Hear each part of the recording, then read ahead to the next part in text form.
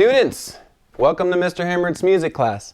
Man, I miss you guys so much. I hope you're doing well during this time, staying safe, staying healthy, and I'm bummed that we can't meet together again this year for music class, but I'm grateful that we have this opportunity to do videos and continue to play music. As you most likely know by now if you're watching this video, we are switching instruments. The glockenspiels and xylophones, those are fun and cool, but since you don't have one at home, I figured let's do something where you could have an instrument at home and that you're gonna learn how to play and hopefully keep playing on into the future. So we're gonna do guitars.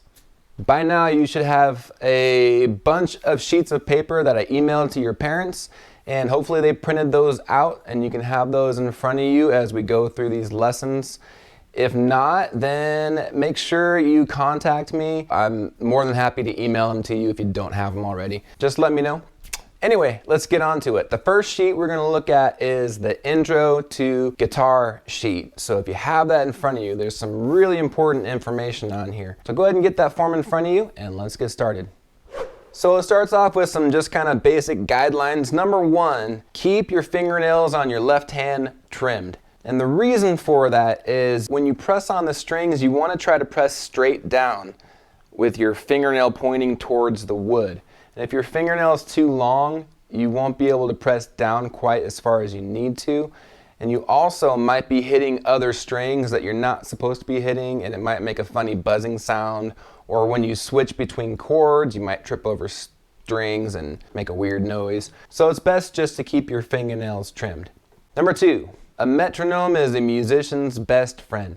Buy one and use it every time you practice. Now, if you don't know what a metronome is, it's basically just an unbiased rhythm source. All it does is keep the tempo. And tempo is super important in music because that's sort of like the thread, the stitches, that holds every musician together. So we all are on the exact same beat. It doesn't speed up, it doesn't slow down. Most everybody's born with their own sense of timing and tempo, but it's not always that accurate. So a metronome is going to help you develop your internal sense of tempo to be something that's way more accurate. So you're going to be a better musician and you're going to be better to play with other people. So I would recommend getting a metronome. It's not absolute necessity, but I highly recommend it. If you have a smartphone or a tablet, you can actually download an app for free. So really there's no reason not to have a metronome. It might be a little frustrating to play with, but the more you do it and the more you play with it, the better you'll get at tempo, and then you'll even forget that the metronome's there and you won't have to think about it so much. So get one and use one every time you practice. Now before we move on to number three, let's talk about the different parts of the guitar and just some general care for your guitar. Just like we talked about with the ukulele or the recorders or any other instrument, you want to think of your instrument, in this case the guitar, as a human person. Same logic that goes into what you would do to take care of a baby, you would want to do the same with your guitar. You don't want to leave it in a freezing cold car overnight or during the day. You don't want to leave it in a boiling hot car either, right? Because a baby wouldn't be safe or comfortable in that environment, and neither would you. So your guitar is definitely not going to be safe or comfortable in that environment. And you don't want to leave it leaning up precariously against something where it could fall over and break its head, or you don't want to leave it on the floor where your brother or sister can come jumping in and stepping on it. It's going to get damaged. And if you take care of things, they will last a long time. So take care of your baby. Take care of your guitar. Okay, just like a human person has different body parts, so does your guitar. Up here on the top, this is the head. Okay, then you have the neck, and then you have the body. So up here on the head, these are your tuning keys. And this is what you would use to tighten or loosen the strings. The tighter the string is, the higher the pitch goes. The looser the string is, the lower the pitch goes. And we'll talk about tuning in just a minute. On the neck, this piece up here, which is plastic on probably your guitar, that is actually called the nut. Can you say nut? Good. That's the nut. Okay? Then you have the fretboard, and on the fretboard you have these metal pieces going this way, and those are the frets. On the body here, you have sound hole, And then you have on the bottom here, this is the bridge. And then obviously you have the strings. So now if we look at number 3, your fingers, the strings, and the frets are all numbered. And this is important to remember, so when we are saying put your first finger on the 3rd string on the 3rd fret, you know what I'm talking about, okay? First of all, your hand, your fingers on your left hand. You have T for thumb, 1, 2, 3, and 4. T, 1, 2, 3, 4. Pretty easy. The strings are numbered from the bottom up. So this first string down here, this is number 1, 2, 3, 4, 5, and 6. Bottom up, smallest string, smallest number. The frets are also numbered. Now remember what this is called? That's right, it's called the nut, right? So the nut would be number 0. And then you have 1, 2, 3, 4, 5, so on and so forth. One other thing to take note of, on all of these diagrams, whenever I give you a chord chart or you see like a picture of a guitar, when you see the double line, that's always going to represent the nut. All right, let's talk about tuning. When you play the strings on your guitar without pressing on them, that's what we call open, meaning you're just playing it open. You're not pressing on it. These strings, when you play them open, actually make a very specific note. So the notes that the strings make, going from 6 down to 1, are E, A, D, G, B, and E. E, A, D, G, B, E. There's a sentence we say to memorize that. This is the first part of your homework. Eddie ate dynamite. Goodbye, Eddie. E for Eddie, A for 8, D for dynamite, G for good, B for bye, and E for Eddie. I know goodbye is one word, but we can pretend like it's 2 just for this example. So Eddie ate dynamite, goodbye, Eddie. Remember that. Those are the names of the strings. E, A, D, G, B, and E. Now that we know what the notes of the strings are supposed to be, now we can tune the guitar. There are several tuners you can buy. This is a good one here. These are just a clip-on tuner, and this one just so happens to be a Snark. There's a whole bunch of different brands. This is one that I like to use, and this just clips on the end of your guitar like this, and then when you turn it on, you pluck the string. It just works off of the vibration, and it tells you what note you're playing on. You can also get a free app, but the deal with the app is that it uses the microphone to listen to the note you're playing. So if you're in a noisy environment, or there's a lot of wind if you're outside, or your siblings or whoever running around making a ton of noise, it might make it hard for your tuner to hear your guitar. So those are actually really good, but you just have to be mindful that the room is quiet. Now here's some important things to remember about tuning. You don't ever want to turn the tuning keys unless you're plucking the string. I normally pluck the string about 2 or 3 times a second is usually good enough, just to kind of keep that note ringing while your tuner is listening to that note, and then you can turn it up or down. You don't really need to turn these very much unless you're way off. If it's way off, then you'll need to turn it a little bit more. But normally if you're in tune and you're playing your guitar every day or every other day, it'll generally sort of stay in tune, so you typically don't need to turn these very much. But you always want to be plucking the string, making sound with your string before you start turning these. The other thing is you always want to be tightening.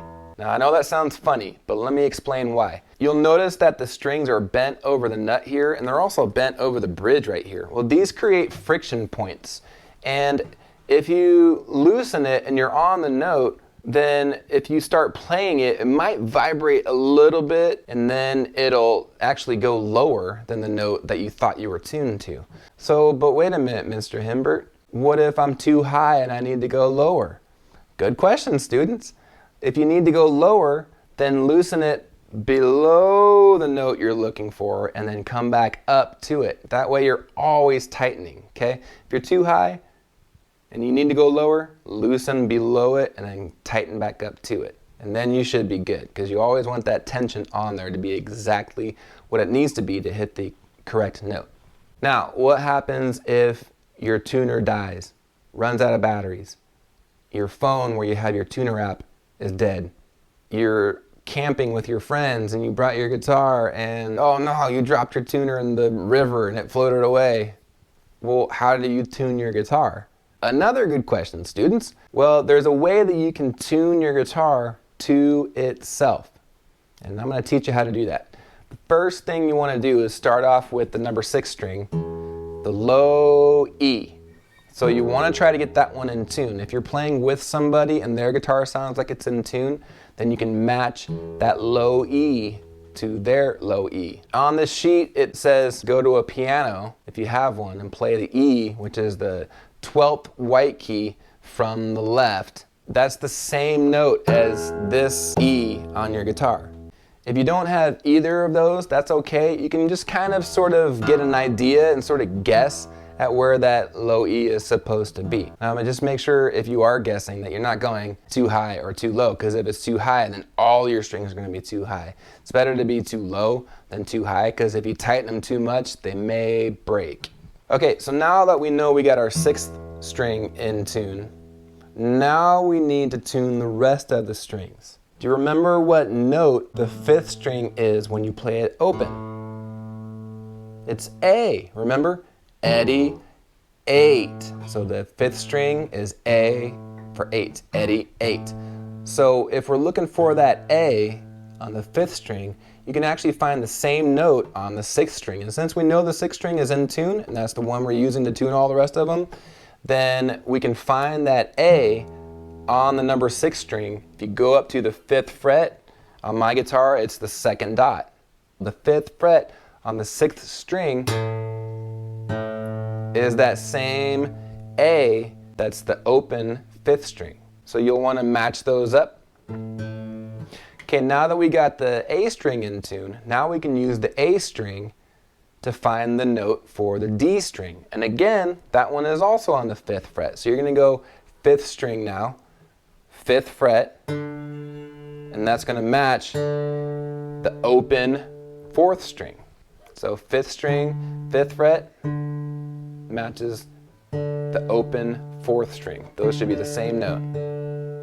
Now that we got the 4th string in tune, now we need to find a note on the D string to match the G string. So that note, again, is on the 5th fret. So now we're playing 4th string, 5th fret, and there we find our G that matches the open G.